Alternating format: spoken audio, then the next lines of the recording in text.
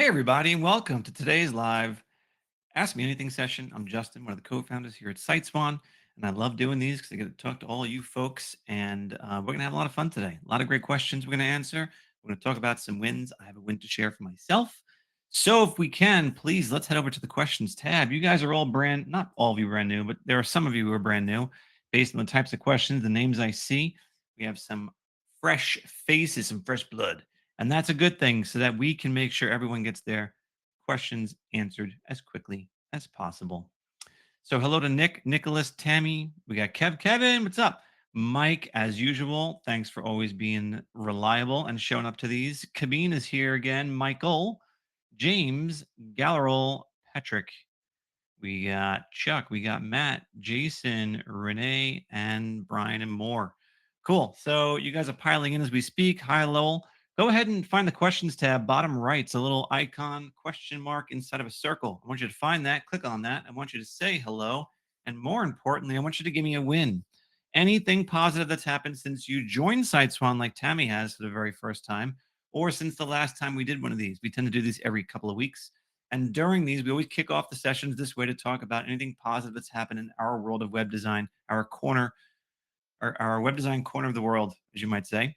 So if you got anything, Tammy, I want to hear, did you get started in any way, shape, or form? Did you get your marketing site launched? Did you look at the, haha, there we go. Tammy's on video number 11 of the training. So you are pretty far along and you've hit the majority of what's going to be important to you as you get onboarded. If you guys have booked a call recently for the coaching calls, if you guys have gotten a lead, gotten a sale, perhaps gotten anything, I want to hear it. I want to hear anything positive that's happened. You all are going to get inspired by some stories you're going to hear today. So Nicholas says, I'm excited to be here. I'm excited you're here, Nicholas. Now give me a win. Let's see. Renee says, got started with my first client, ready to close today. Sweet. Now, when you say ready to close, what exactly do you mean? Tell me what exact stage you are at, because when I hear ready to close, I'm like, ready to close stage is I presented the website demo. I asked them for the sale. They're like literally ready to close while they're on the phone with me. So I would love to hear some more details from you, but congratulations nonetheless, because that is always a very exciting thing. Ryan's got a win for us in that he was looking for leads on Nextdoor and managed to find a new client, a corgi breeder who's in need of a website and a fair amount to spend. Very nice. Yeah, the dog breeders, we have an excellent dog breeder theme. And who doesn't love working on a website with puppies, right? Tammy says, my website's done and ready. Coaching appointment made. That's awesome. Mike said he sold a site to a guy running for county court judge. Cool. Also had two demos this week. A landscaper and an auto collision shop both came from Silo Pages. Waiting to hear back from both to seal the deal. And another demo request this morning from a landscape designer in Long Island. That's awesome, Mike. You are always doing demos, closing deals, and that's what I like to see. Kevin launched a church website last week, hoping to close a new church website next week. That's awesome. That's awesome, Kevin. One of the more tricky industries, I think, to sell to because they generally have small budgets, lots of people making a buying decision, but Kevin knows how to speak their language. And you're going to see why in a video we're going to post to YouTube at some point. I spoke to Kevin. I was fortunate enough to learn his story and his approach, and he's gotten quite a few clients, all with how much cold calling? Zero cold calling. He is just a diligent marketer, a diligent networker, I should say, who never forgets a name or a face, enters it into his phone, and stays in touch. Renee said the client requested to meet in person. So I'm ready to drive out for 4 hours to close the sale. Huh. E-commerce? Wait, you're going to drive 4 hours to talk to someone about e-commerce, Renee? I love the fact you're eager to make this drive. Please tell us more before you make this drive about what you know about their e-commerce needs, because you guys have heard me say this before. I know you have. I'm going to post a video on it again very soon, but please don't make one of your first 12 sites an e-commerce website. Please don't make one of your first 12 sites an e-commerce website. More importantly, if the business's sole purpose for having a website is to sell stuff on the website, not a good fit. The only time I will accept someone who is talking about e-commerce is if their primary function is people to come into their business. And then the buying thing is like, oh, we also have this thing we sometimes sort of sell. And I guess we'd like to offer it online. Fine. Then I'm okay with it. It sounds like that's what you're talking about, Renee. The e-commerce website's on the side. Just make sure it's not their primary business goal. Kabine says, I only have one client since joining, struggling to make the break even. Um, I would love to handle this question in just a little bit. So we're going to address that. And then we got who else? Who's got another win? Let me hear two more wins before we go. I'm going to give you mine. I got a referral from my wife. She had someone come into her place of business doing a thing. They got to talking. He needs more help with getting leads for his laundromat. For his laundromat. We got in touch. Next thing you know, we were launching a website for a laundromat. It's a beautiful design. Came out really cool, and they flipped out over. They had like this one-page junk that I think the guy's nephew did for them or something like that. It was just horse poop. So we made it really nice, and they love it. $800 up front, $99 a month. Galleral said, I have a person who really likes my first client's church website. They want me to design one for the church they go to now, Mhm. along with one for his own website. Yes, this is how the dominoes start to fall. You do one website and you watch the magic that gets produced from that. Brenda's got a great question about commission. Jason's got our last win, and we're going to announce before we get going into this. Jason says, I got 2 calls set up with current clients for another service I just started offering. Jason, what is this? What's this additional service? Tell us more. What is it? How much you charging for it? What does it consist of? Let's hear it. We love hearing that kind of stuff. I think I shared last time, just got an old flooring contractor who we were doing a website for. They just 9x'd the amount that they spend with us, going from a website to a Google Business Profile Management, social media management, all in one, and it was pretty cool. Wendy's got a great question about redirects. We're going to get to that. Jason, do you have any more information? Let me just hear that real quick before we jump in. In the meantime, we're going to start with the questions that you guys submitted ahead of time. It starts with Manny, who was nice enough to submit a question. Manny had a question about just getting started. So, for those of you who are brand new, I think you will benefit from hearing my answer to this because I answer this question a lot. So, Jason is talking about, yes, he's doing it. He's doing it. Jason's offering a service called Page, put out by this company here. Let me show you. So, guys, in the resources section of your dashboard, you are going to see a marketplace section. In the marketplace section, you're going to scroll down. You're going to find this merchant page AI SEO. What this does is it basically is constantly adding to the Google Business Profile every single day and automatically. And it does all this cool thing, adds questions, answers them, really all this cool AI stuff to boost up the ability for the Google Business Profile to appear high in the ranks. And it has this whole like heat map thing. It shows you where their profile is appearing beforehand and where it is after you do the work. Really, really cool. This is one of the things I just sold for $500 a month, and he's Jason is actually turning around selling it for $299 a month for the first 3 months, then $600 a month after that. So that's really cool. Get them ramped up a little bit. This service costs $99 a month, so the margins on it are very, very good. You charge $300 a month, you're making 3 times the amount that you're paying, which is super cool. All right. So that's great. Let's talk about your questions. Here we go. First is Manny. I have a website ready to go. Social media, following, posting established, and I'm ready to start taking on clients. That's a good thing.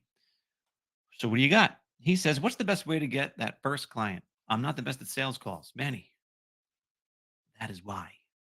That is why we have a little something called the 14-day launch plan, which is your step-by-step approach for how to spend your first 14 days maximizing the likelihood you're going to close your first deal in what? Yes, that is correct. 14 days. So hop onto that, Manny. And if you need help, by some chance, this isn't making perfect sense to you, you can't stick to the plan, click down here, book a coaching call with your new friend, Ryan, who will literally walk you through. He won't make the calls for you, won't do that, but he will do everything he can to make sure you're going to find success. We'll walk you through this 14-day launch plan. with care, holding your hand, virtually, of course, to make sure you have everything you need to find success. Manny, we got the playbook. We wrote the playbook. It's here for you, and it's included in your subscription. Dwight's question is, I noticed I cannot find a business to add to the reputation management tool. What is Dwight talking about? Well, he's talking about when you go into one of your sites down to reputation management and you start typing in the name of the business, we have an auto populate feature which allows you to pick the business from the list. But sometimes, yes, it is true, sometimes the business does not appear here, either because they don't have a Google business profile or there's no physical address. So he's like, hey, what's the deal here? And the deal is you have to know at least the address that the business technically has that they might have submitted to Google. Because here's the deal: when you're submitting a business to Google through the Google business profile, you have to enter in a physical address, despite the fact that you're not going to show your physical address. So what you need to do in setting this up is to type the business name and also put in the physical address they provided to Google, and that should bring up the business without a problem. I've done this many, many times.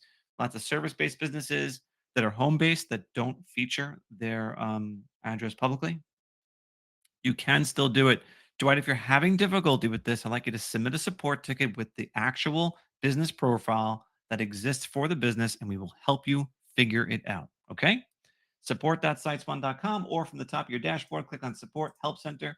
Go over here to submit a request, fill in all the details as explicitly and detailed as possible, and we will get back to you ASAP with a solution. Next up is Sandra. Sandra says, I have two potential clients in the staffing and recruiting industries who asked whether we can add a tab on the website for job seekers to apply and complete an employment application. I don't see this as an option on the site. Can you assist with having this feature added? So I love to take feature requests. This is not something I hear a whole lot, but as far as like completing an employment application, I'm going to direct you to one of two different places. The first place will actually solve both of your problems, and the second place will just solve one of them, depending on how much you need. So if this is a relatively small staffing and recruiting company who just has like a few positions they need to fill, then I don't think it's necessary to have like a job board or anything like that. But if you felt like you did need to have a job board, then there is a feature built into the ElfSite toolkit that allows you to do that. I was just taking a look at it this morning. So ElfSite, guys, is another element in our marketplace, a recommended vendor that you can utilize to have little widgets that get added to your client sites. So if you click this link to go to ElfSite, you are going to see the option to explore the widgets. And what do you know? They have something called a job board. And this is what's going to allow you to essentially create these little, I guess, job postings. And then you can just copy and paste the code they give you and insert this job board into your client's website. Furthermore, for an application process, what you are, and I don't know if the form is built into this or not. I do not know enough about this particular widget that ElfSite offers, but I will tell you what I know they offer, and that's a contact form. So they have a pretty robust contact form that allows you to accept applications very, very easily. So you can build out all these different fields. Like when you're building a contact form on the SiteSwan platform, we have very limited fields you can have, but these guys will give you all these different things that you can include in your forms and really custom build them to whatever you might need.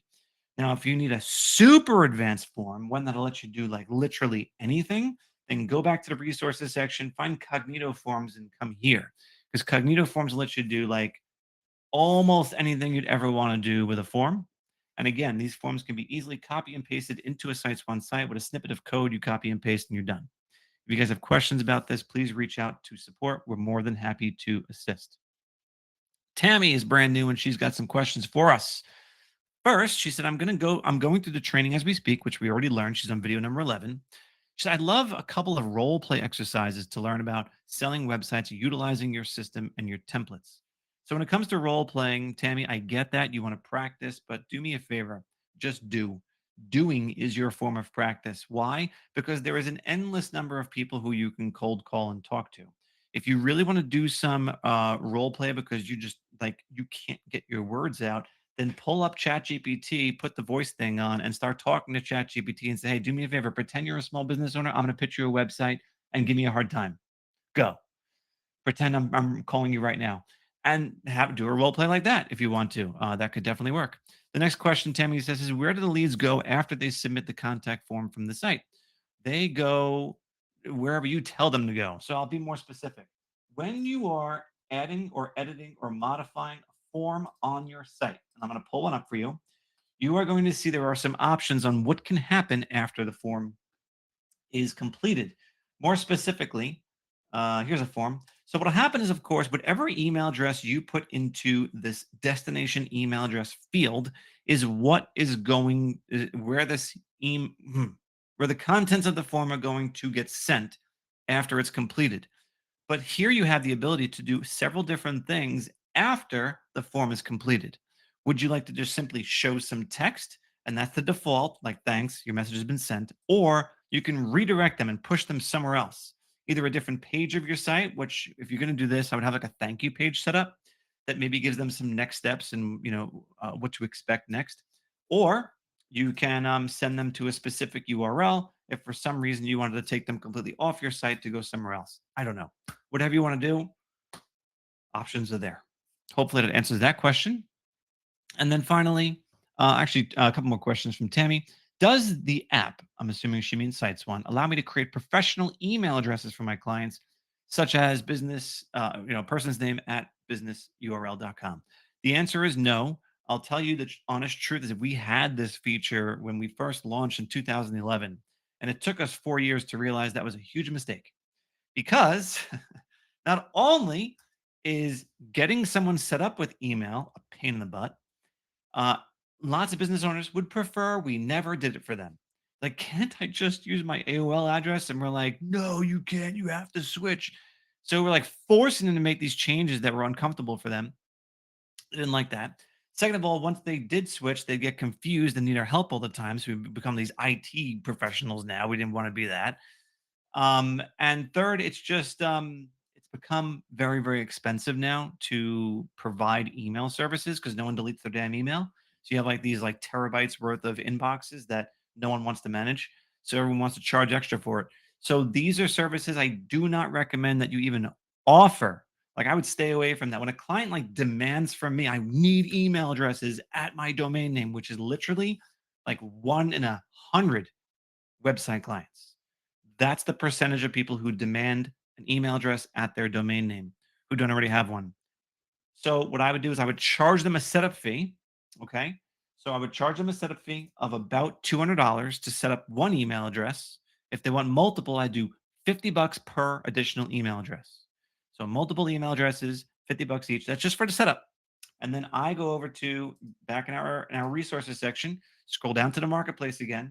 My number one recommendation is to go to Google Workspace, sorry, and then you can set them up through here. Enter their credit card information in, so they're paying Google directly. You don't want to be doing this because you're gonna like they God forbid they cancel one day, you're gonna forget you have this going for them. You just keep getting billed for their email address. It's a nightmare. So put in their email address, like, hey, I'll get you set up with Google Workspace. You're gonna talk to them if you have problems, not me, not me. I'm just facilitating this for you. You're gonna talk to them, and then you set it up and that's it.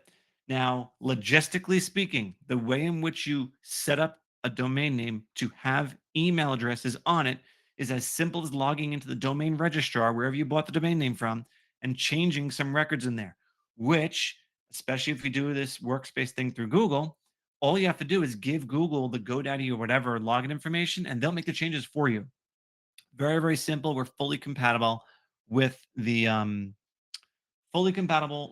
any and all email service providers because they're using different DNS records than we require for the purpose of of the website. So the website is different DNS records than the email. They're both fully compatible. All right. Next question from Tammy, and then we'll move on to Tina. Tammy's saying, will I have access to the SMPT and port details to integrate it in Gmail to facilitate easy communication? Blah, blah, blah, blah. So, yeah, basically, I guess that's just a different way of asking the question I think I just answered, which is that you will have a fully compatible situation with a SiteSwan website and email addresses hosted by any third party. Tina's question is, can we have one more option for button placement within images? So Tina's looking at this. Let me just quickly show you. over here. So we have these different, we have several different image post types, as you guys know. This is one image post type where the image is on the left, text is on the right. And if you go in here, you're going to see there is an option under style. You can modify the layout. And what Tina's actually asking is like, hey, instead of this, where I have image and then text and then a button, and I would adjust this justification so it's centered actually in this case, but whatever. So she wants the button on top. And I'm kind of curious, like, so she's actually showing us like this screenshot of. Let me just see if I can show you. So I want to get like a public opinion on this. I usually don't deal with feature requests that much on these things, but whatever. We're all here having a good time. She's like, can you do something like this, where it's like button on top, then text, then image? Has anyone ever felt the need to do something like this out of curiosity? Can Tina get any support, or no? And if you agree with Tina, write the name Tina as a question, and then I'll know how many of you support this concept. I never seen or even thought to do something like this before, but hey, maybe I'm missing something. So if you're on board with Tina, write Tina. If you're not, you don't have to write anything, but appreciate your input there. Next up is from Renee, who I know is here. Renee says, if a client has old pictures, ooh, I like this question, guys. Let's all pay attention to this one. Renee says, if a client has old pictures he would like added to his website, does it affect the SEO results in any way if I enhance them via ChatGPT? I was just talking about this earlier this week. Someone showed me a site they were working on for a dance studio, and there was lacking some quality imagery because they just pulled whatever they could find off of Facebook or their old set or whatever. And it was like blurry and it was like bothering me. I'm like, I wish these photos weren't so damn blurry. So I'm like, let me try something. So I went into ChatGPT and I said, hey, I need you to upsample this image to make it sharper and higher resolution. Here you go. Waited. And there we go. I got a really high res version of the image, popped it in its place, looked dynamite. So, and I did some research on this prior to doing this, and it's actually the opposite of bad for SEO. It's actually really good. I'll tell you two reasons why. Number one, um, as long as it's the same context of the image, just enhancing the image, the search engines don't give a crap. Number two, when you have better quality images on the site, you are going to naturally retain eyeballs longer. And the search engines they know how long you're spending on all of the sites you visit. So if people are spending more time on the site because the images are more engaging, easier to look at, and not blurry and make you want to scroll past it, then you're in a really good spot. So improving, upscaling, enhancing the quality of the images you put on the site is actually a very, very, very good thing, both for SEO and for user experience on your websites. Jack says, I want to learn more about site stats. This is from Jack. What do they all mean? What can we do to improve them? Let's look. The fortunate thing for you is that built into the stats tool on the SiteSwan platform, which, by the way, if you don't think to check this, you can actually set up to get automatic text, automatic website performance reports sent to your email or to your client's email. It's all white label. So if it goes to them, they won't see the SiteSwan brand. It'll just look like it's coming from you. Okay. But like I was saying, this stat screen is really cool because it got little question marks to tell you exactly what each and every one of these statistics means. So, Jack, if you're here and one of these does not make sense to you and you need clarification, please let me know. But if you didn't realize these question marks are here, then please do let me know. Improving this, let's just talk about a couple things that I often see with some stats that are less than desirable, and maybe this will help you. So the first thing is going to be unique visitors. That's just basically the number of actual devices that are coming to the computer, coming to the site. So it means computers, laptops, phones, whatever. Visits, total number of actually times that people have come or devices have come to the site. Page views, number of different pages within the site that have been loaded across all the visits, across all the visitors. One of the things I often see is not so good as a bounce rate. If you are doing heavy modification of our themes and trying to go it your own, if you're not following good best practices when it comes to website design, you might end up with a very high bounce rate. High bounce rate is defined as the percentage of people who come to your site after seeing only the first page they land on, they leave. Bounce. They come to the site and they bounce off. That's what that is referring to. So a very high bounce rate is going to be in the 80s or 90%. If that is the case for your client's site, there is something wrong with the page they're visiting. So you're going to check your top pages. Okay. Which most viewed pages, which is the page that is most viewed? And that's the one you got to work on fixing. So the most viewed pages, when you see a slash, just means the homepage. Okay. Um, all the other pages of the site will have the name of the page on there. You are going to want to make sure that the page is sticky, so to speak. And I want you to study our themes to make sure that the site that you've perhaps built aligns with the kind of flow of one thing to the next. There's a dynamic change between each one, well written content, good imagery. And you will notice that bounce rate slowly decrease. 40% is extremely, extremely low, actually. This is not a number you're going to normally see. You will usually see something between 50 and 70, somewhere in that range is considered a very, very acceptable rate of bounce. So those are the biggies. The other thing is looking at your, I'm trying to think. That's probably one of the areas where I see the most room for improvement. And then pages per visit is also kind of cool. Like if you're not encouraging people to visit other pages of the site, which all of our themes are optimized for, then you may see this number be really low, like 1 or 1.1 or something like that. And you just got to do a better job of directing people to other pages within the site. Okay. Hopefully that helps, Jack. All right. Gallerol says, all right.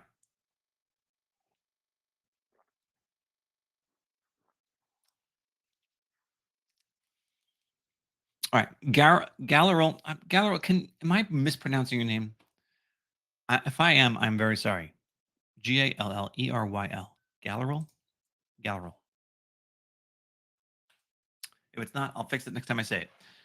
All right. So Gallerol says, while I appreciate the transparency on the website, I have questions regarding additional services and pricing. Like, there's a management fee listed as 49 bucks a month. Can you tell me what it means? When it says we make updates for you, does this simply mean that the clients can delegate all website management to us? It'd be helpful to define the specific types of updates included under this clause. So, Gallerol, what we are meaning is exactly that, that you will make updates, content updates for your client when they request it. Now, you may look at that and say, oh my Lord, I'm going to be overwhelmed with updates. I'm never going to be able to take on more than one client.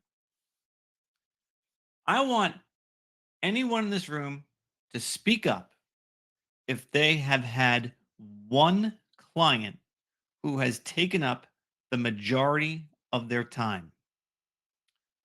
I don't care if you are making, how am I say this? How do I say this?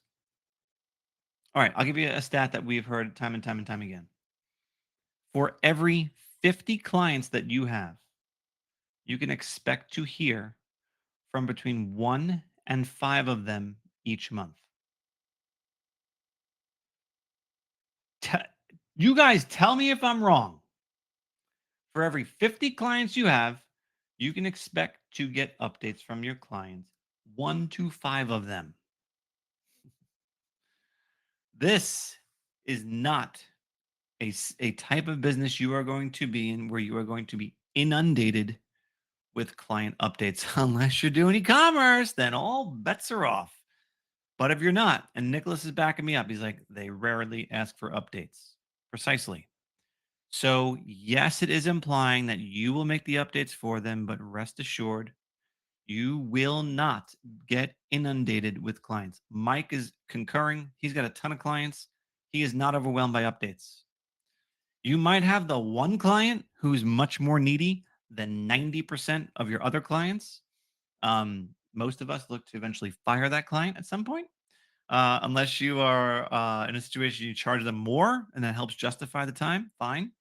But the vast majority of small businesses have a set it and forget it mentality with their website. And if it weren't for you initiating calls to them every 90 days, you might not hear from them at all. So, for additional services, Gallery also wants to know, what can we offer? I would love to see a detailed breakdown. And, that's a great piece of feedback because we're in the process of putting together this blueprint document that's going to help you guys understand exactly, item by item, exactly what you can offer and sell to increase the value that you offer to your clients and therefore increase the amount you pay them. But the things that are standing out at the moment that I keep hearing people finding success with is things like these custom widgets that people need based on very specific things that they ask for. So that's going to be over here with the Elf site thing. And then this merchant page thing for search engine optimization on Google Business Profile. And then we're kind of sort of working on something else that will allow you to do another thing that you can add on. So stay tuned. We might be able to help you out with that. And there's other things too, like a chat bot is also a great way to add some additional revenue in. Um, if you want to get involved in text message marketing or email marketing of any kind, there are third-party services you can use for that. Like Simple Texting will help you do text message marketing on their behalf. It's going to take some setup and getting a little familiar with these other things, but they're much far. They're even simpler than web design, in my opinion. All right, and then we have another question from Gallerol, which is, "Hey, to improve understanding, can you maybe just include a visual or a diagram illustrating reputation management? It'll help clarify what this option entails for potential clients and assist us in better explaining it." Yeah, so the cool thing, Gallerol, is that we actually have a document that helps you understand or sell even the reputation management service. It's right here. It's a nice little sales sheet you can print out and hand off to your client or send as a PDF. But I'll break it down for you really, really simply. The easiest way I know how to talk about this is it's a two-part service. Part one is a report that gets sent to your client's inbox every single day, outlining the average star rating, total number of reviews, reviews broken down by star rating and broken down by source, with every review in reverse chronological order appearing here that they can view or share. This report shows up in their inbox every single day. The Unless you choose less frequently, you can modify the frequency. The second part is an intelligent review request form that is going to, based on how the initial input the client gives you, whether it's one, two, three, 4, or 5 stars, determine whether or not we're going to immediately push this person to post that review publicly on Google or Facebook, or give them an additional opportunity to convey their concerns with the business owner to handle the matter privately. So if it's 1, 2, or 3 stars, we're doing the latter. If it's 4 or 5 stars, we're doing the former. We're just saying, hey, great, you liked it? Fantastic. Write your review, right off to Google and Facebook, copy and paste it, you're good to go. So what this is optimized to do is it's designed to optimize the number of 4 and 5 star reviews that businesses get for their online reviews. And it's also designed to help them be a little more aware of the negative feedback that they're about to get, circumvent public negativity by addressing their clients' needs, and hopefully turning each and every one of their clients into a 4 or 5 star reviewer once they get their actual issue resolved. Wendy says, "Do you think you'll ever change the row height feature to allow different spacing on top and bottom?" Wendy, we tried to keep this simple. Can I be honest with you? We tried to keep this simple, okay? Because once we start introducing things like that, you're going to have this messy, ugly editor that, in addition to that, you want different right side margin and left side margin and all this stuff is going to be like, oh, it's so much to do and worry about and be consistent with. So, if you want a little hack, I'll show you. So, let's just say I'm looking at this hero image and I'm like, oh man, I wish there was more space on the top than the bottom. I got you. You can go in here to edit and you can add a couple of line breaks, and now you have more room on the top than the bottom. And that's usually what the reason for this is like I had this background image that I really want to see this one element of, but the text keeps overlapping it. And I don't want it there. So you can add some line breaks in, and now you have a disproportionate amount of space on top compared to the bottom. I'll prove it to you if the case is not really obvious right now. I'll prove it to you by going to my style tab and go to my row height, and I'm going to drive it all the way down. So this is the tightest it can possibly be. You'll notice there's extra space on top. So if I go back to my content and I bump this down a few more times, we're now creating top space and no bottom space. Now there is not a way to add additional space underneath the button. That is not a function that we have. Okay, because at the bottom of the button, there is nothing else to put down here. So you would have to rely on the row height in order to achieve any additional bottom spacing. But if you wanted to offset the top and make it a little bit taller, that is a way in which you can do that. All right. I hope that makes sense, Wendy, and I hope that met your needs. I don't know, but I really hope it does. All right, let's get to the questions you guys are asking me now. So we can dive into all of these. All right, I'm going to go from earliest to latest. And okay.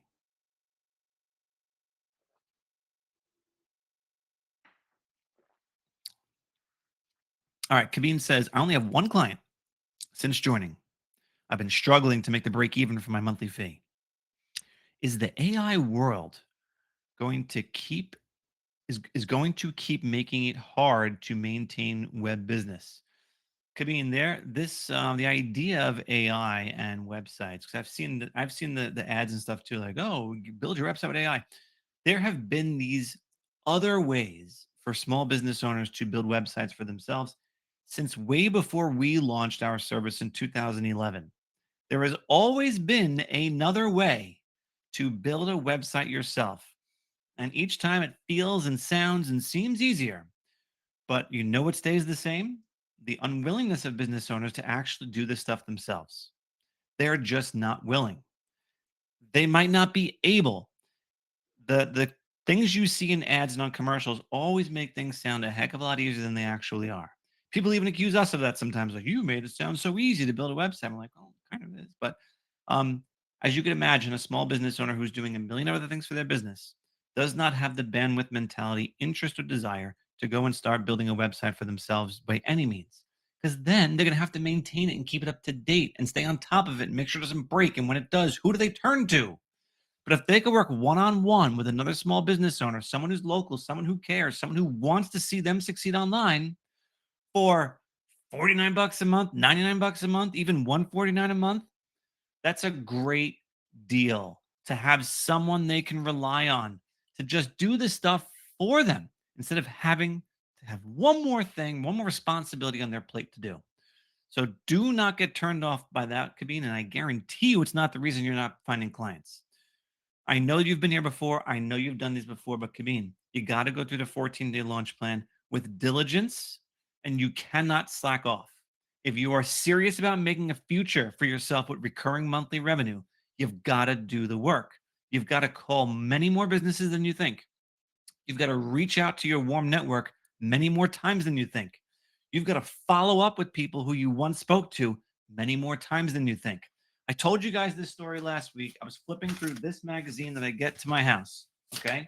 And on the very, I don't know, the third or the fourth page, I came across this residential and commercial builder. My notes are all over this thing, unfortunately. But so there's a residential commercial builder, and I went to their website because I'm like, I'm kind of curious what they're doing for the website. The website doesn't exist. It's down. They're featuring the web address in their ad, and it doesn't exist.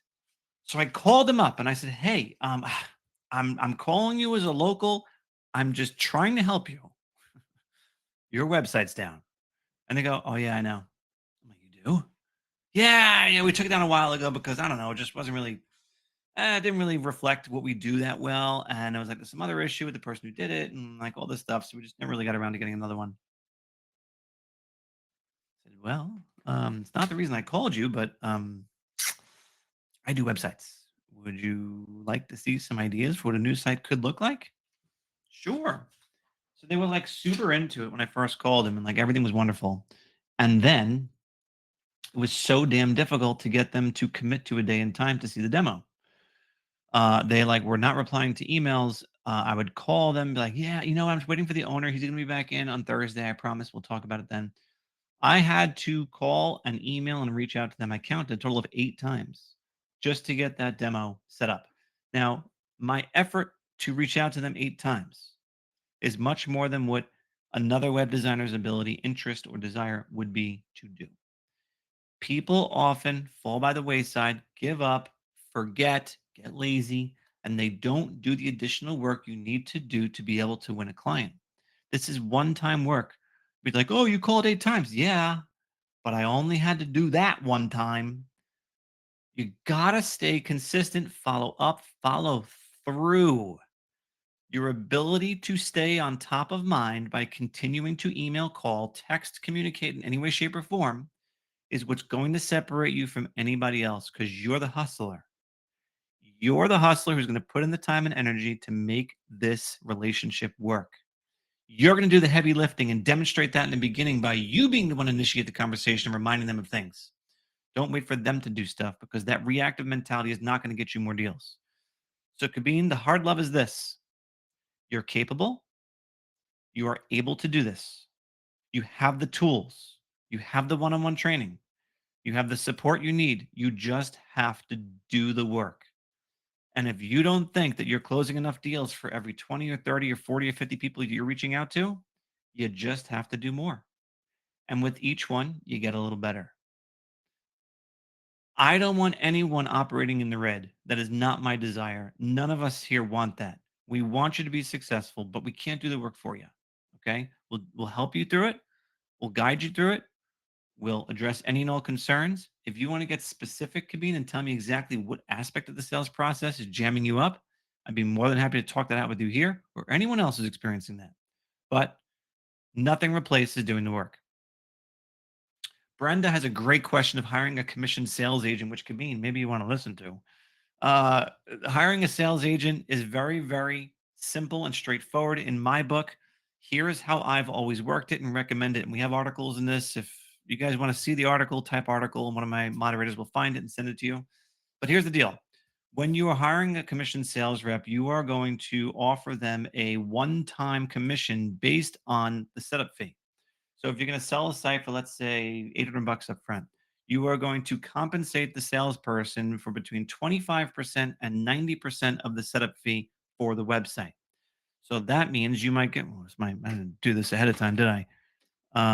800 times, I should know this answer. So you divided by, that's not it. So anywhere from $200, I needed a calculator for that? Really? To $720. You choose. Whatever's going to motivate a salesperson in your market to close more deals, don't give the residual to them. Do not give the residual to them. Just give them the one-time setup, a portion of it. And that's going to motivate them to keep going on to the next. It's also good for you because you're going to need to sustain the business with recurring revenue. You can't just give it all away. Okay. But you are willing to part with the setup fee, which, let's be honest, is the most, I'm going to call it time consuming, most effort associated with the entire relationship with the client, is that initial onboarding of the client. Next question from Wendy. Wendy says, I forgot to check the old website URL structure before launching the new site. Is there a way to see the old page URL so I can get the setup redirect? So what does Wendy mean? What Wendy's referring to is the ability, it's like she's like, okay, so this client's site was uh whatever, let's take SiteSwan. All right. So let's say the old URL is siteswan.com. All right. So she's like, well, old, you know what I mean? The site domain is siteswan.com. The old site had that domain. The new site has the domain. But she's like, I don't know what pages were on the old site because I already turned it live and I can't go back. So depending on how recent it was, and this will make sense in a minute, depending on how recent it was, you can do a search for the domain name. And you are going to see the most popular pages that are coming up in search results listed here. You can even go to more results and you can see a whole long list of all the URLs. Okay. So now our site is much, much larger than a typical small business website. So you're going to go on and on and on for pages and pages and pages. But a typical small business website will have like between, 5 and 10 pages, maybe.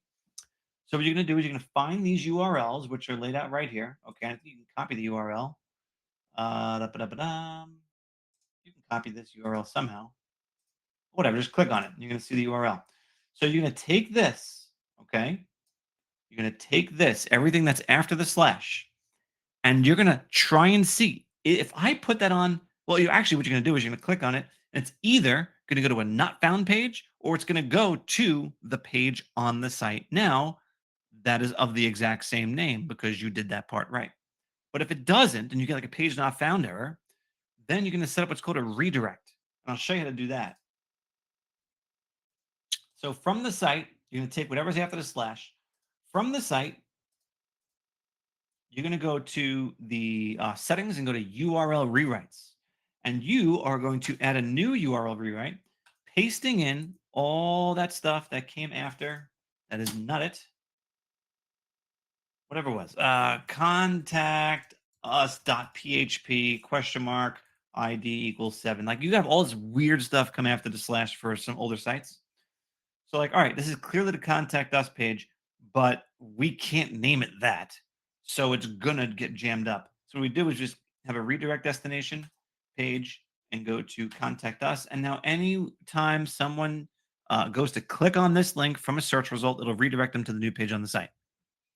So long story short, a simple Google search will reveal whatever remains in Google search from the old URL, the old site, that you can just then do a redirect. The reason why I'm saying if it's a recent change is because Google's smart. And after a very short period of time, they're going to realize those pages no longer work and they're going to stop displaying them. So they're going to just know that you've made a change. Okay, I hear you. I'm going to delete those pages from the search results because they no longer exist and you're done. So it might not even be something you have to do, depending on how long ago it is that you made the switch. Manny says, "Do you recommend sending a screenshot of a website you created to accompany a cold call email?" Manny, tell me why you're asking that. No, it's like the short answer is no, we don't recommend that. There's often no need to. I haven't ever felt the need to. Um, but yeah, I'm just kind of curious what made you ask that. I mean, I can't say it's a terrible idea, but I would not do a full ginormous screenshot. I would try and take like a postage stamp size screenshot as a teaser, maybe. But I also don't love just relying on email for cold calling. Like if you can do cold outreach, email it then follow it up with with a phone call. You can't just rely on email to do the trick. If that's your commitment, it's been working for you, and you want to upgrade a little bit, then I guess so. You just got to remember though that it's going to slow down your process so much because you got to create a site every time that you want to send out a cold email. Brenda says, "Do we help with ads?" So, Brenda, what specifically? Which on like Google ads, Facebook ads? I mean, either way, the answer is no. But I'm just kind of curious on what it is you are looking to do. And of all the ways that I know can be very, very effective at selling websites to small businesses, finding prospects, and who to sell to, I often don't recommend ads because of the high expense and because of the competition that's out there. It's a little bit difficult to be able to get a good return on investment when you're investing in ads. The only good thing about it is that you have leads coming into you. So these are people who definitely are in the market for a website, but it comes at a price. Lowell says, "What will be considered good stats for a local business website?" Lowell, it has nothing to do, is like no standard at all for this. The number that you see on the number of unique visitors, visits, any of that kind of stuff, the closest thing I could say is probably it should be some sort of reasonable multiple of people who actually walk in the door of that business every week. So if they get, let's say, I think of like a food service, like a quick serve lunch spot, and they're getting 300 people come in their door every single week because they serve lunch every day, then I would expect the traffic on the website to probably be like maybe a 2 to 5 times multiple of that, because you got to realize that not everyone's going to be converted into a client just because they visit the website. So that would probably be like some sort of baseline, but don't you can't judge it against another business. Every industry is different, every market's different, the saturation in the market, the number of competitors, all that stuff plays a role. Nicholas says, "Have you ever had an issue of a business owner not knowing how to access their DNS settings to their domain? If so, how should it be handled?" Nicholas, are you in that situation right now? Or are you just playing a what if scenario?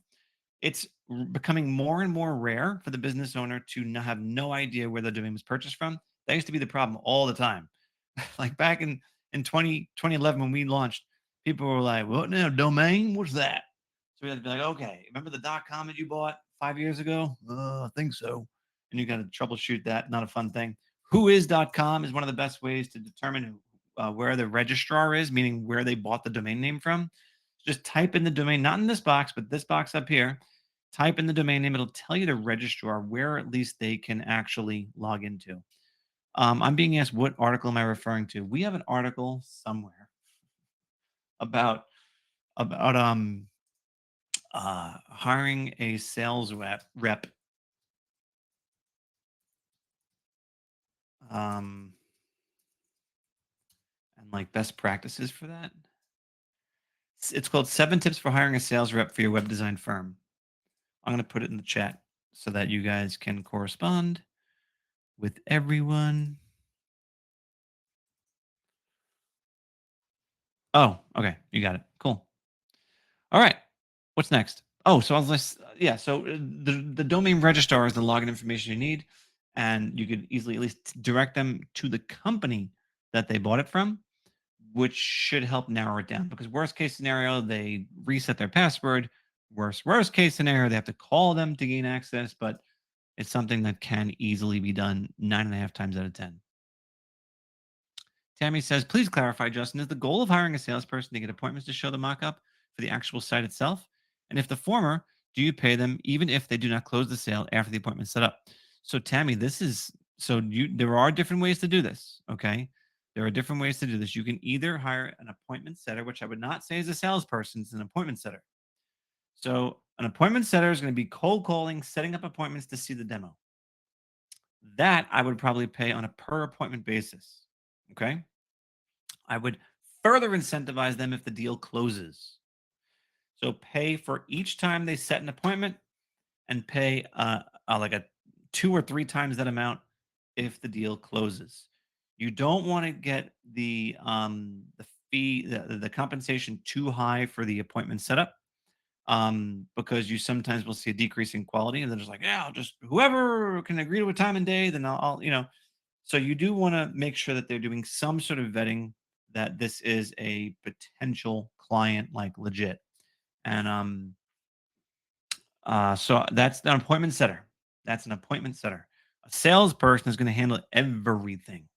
They're going to set up the appointment. They're going to do the cold calling, set up the appointment, and show off the site. Usually, a salesperson will not also create the site. That's something that you'll still do. Um, unless this is a person you trust to do that.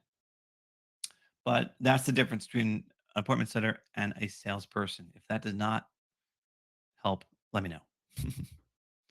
Mike says, how should I give a client, how long should I give a client to fix or update their past due payment before I starve?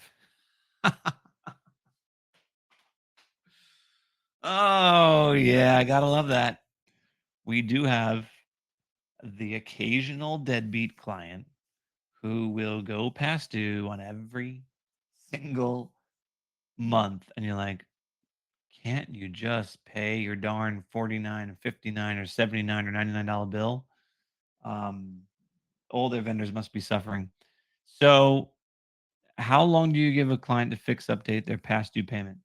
It depends. That's all I could say. It depends. If this is a one-off thing, you're going to give them considerably more slack than someone who's perpetually always late. The person who's perpetually always late, you are going to slowly make the amount of grace period shorter and shorter. So at first, you might say, all right, after you might go up to 60 days on a past due client. And if they start taking advantage of that, now you say, listen, now that we're caught up, I just want you to know that our policy is 30 days past due and the site comes offline, and stick to that. And you take that site offline and you watch how quickly your phone's going to ring with a new credit card. All right.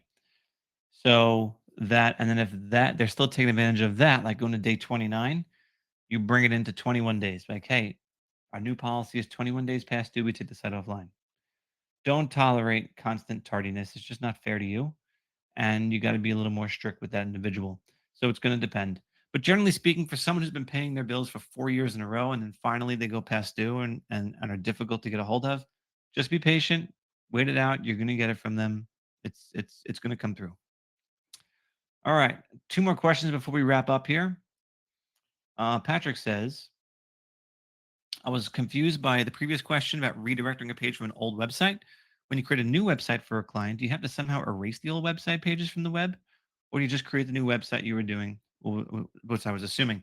Yeah, so what you're going to do, technically when you're moving a site, so if a site already exists on a domain name, you are going to actually create a new site on the SiteSwan platform, but using the same domain name. Now, because Google has been indexing the old site for a period of time, there are going to be all their old URLs visible in search results. If someone's just typing in the business name or their .com in a search box, they are going to see those old pages there. And if they click on them, it's going to go page not found because you didn't create a new site on the page that matches identical to the URL in the search results. Chances are. In some cases, it works beautifully. And like their naming structure for their URLs are exactly the same as we do on SiteSwan, and you don't have to do a thing. But lots of times there will be some really awkward, ugly URLs, URL strings that you're just going to simply have to redirect to a new page on the new site. And that's it. So you don't have to study the old page's URL names. You don't have to try and replicate them. Do what is best for the business today. Don't try to replicate something just because it used to exist. That's not necessary. Best practice is that if you are moving a site from an old one to a new one, make like a little spreadsheet or whatever. Take all the URLs that are publicly searchable and just paste them in there and just circle back to that. After you launch the site, you could say, all right, where should this page redirect? This one, oh, it's got the same name, works perfectly. This one we did away with because we don't need that anymore. We're going to redirect them to the homepage. This one, oh, that's actually an outdated service we don't offer. They don't offer anymore. So we're just going to send them to the homepage. This one was the third contact us page they had. So we're going to redirect that to the contact us page on the new site. Stuff like that. You're just going to basically map it, old site to new site or old site and just cut it off. That's all we're talking about there. Okay. Kevin, we're working on the thing you just asked about with the logo size. I promise we're working on it. We are working on it. All right. What I want to know one thing, guys. We do these sessions a lot. I want to hear one key takeaway you got, whether it was what somebody shared, a win somebody shared, if it was a question you heard asked, something that maybe resonated with you during our discussion today. I want to make sure that we're focusing on the right things that make sense for you guys to keep you guys showing up and keep you guys getting the most value out of your precious time that you have that you could otherwise be selling websites. So go to the questions tag, give me one key takeaway from today's session. I'm going to read them out loud, first names only. I'm not going to identify anybody. If there is something you want to bring up, I am going to verbalize it for everyone to hear so that we can all understand what is making things make sense for all of you. Tammy says a key takeaway is getting more familiar with the platform and ways to approach this business.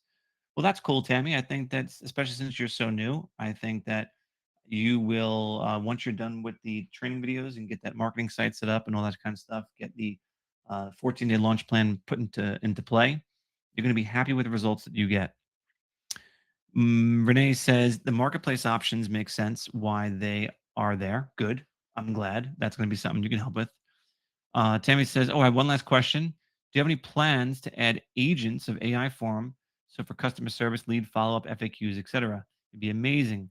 Yes, actually, that is one of the things that we have been discussing. One of the things that we've been uh, uh, very adamant about is that implementing things that are very, very reliable and work the way they should all the time.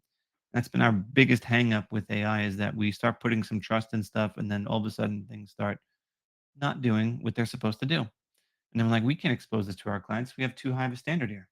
So we just we oftentimes feel a little bit limited by what AI can reliably do, where we can call it something that we're really proud of and can put our name on and that kind of stuff. But there are third-party AI tools that are out there that don't have our name on it that you can definitely look at, and they're in the marketplace section of the resources of your dashboard, and it's something you can in fact start selling to your clients today. Ryan appreciates some new resources and how helpful the blog information is on our site. Yes, indeed. We got a lot of articles on here. We don't just write these for SEO purposes. We write these to help you guys. I know it could sometimes feel like a lot to start searching through a blog, but I will tell you, we send out emails with our best articles. So look out for those. And I think you are going to benefit from at least some of the stuff that we're putting out that will actually help you run your business smarter and more efficiently. Joe, key takeaway. I didn't realize how many potential upsells are available in the resources area in the marketplace. Yes, definitely explore that. There are lots of fun things. Lots of fun things. All right. With that, I'm going to bid you farewell. But before I do, a little housekeeping. The next time we're going to do one of these is going to be, according to my calendar, on the 29th of this month. So exactly in 2 months, 2 weeks' time, 1 o'clock Eastern on a Friday. We are going to all gather around the campfire again to do one of these. And I really appreciate each and every one of you for your participation, your early questions, for sticking around so long, and for being attentive to everything that we are sharing here today. If you need any help after this point, just go to your dashboard, click on support, go to the help center, and submit your question with as much detail as possible. We're more than happy to help out. With that, have a great rest of the day, a nice weekend. It should be a beautiful weekend, at least in most parts of the country. Go out and close a deal. You still got time left in today. Go make something happen. I sold a site this morning. You can sell one today too. All right. See you later, guys. Thanks so much.